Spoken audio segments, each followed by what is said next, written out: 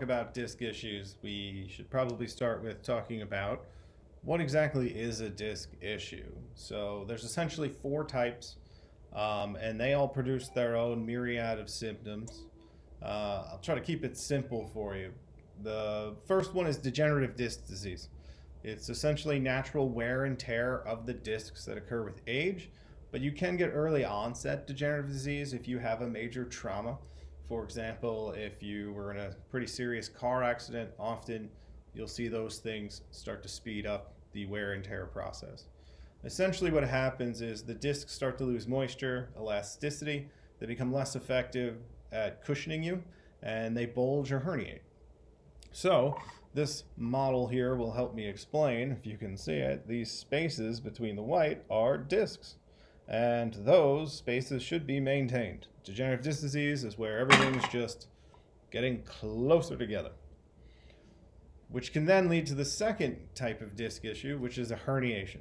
That's essentially where the gel material in the disc pushes through a tear in the outer wall.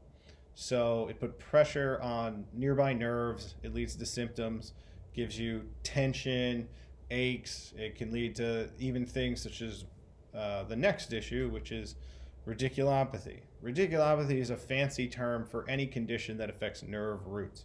So if we go back to this model here, these yellow things sticking out are nerve roots.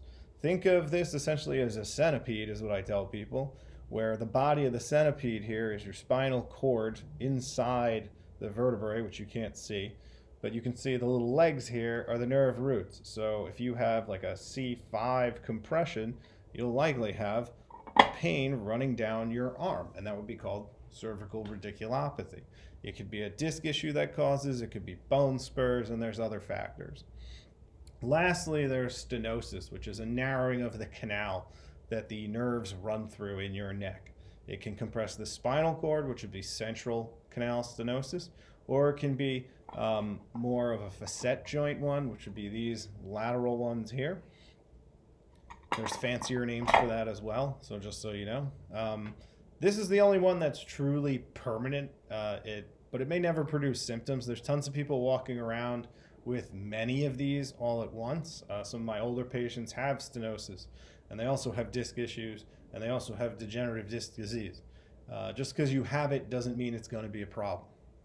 So that being said, a lot of this is not permanent, and it's all manageable. You just got to put the work in.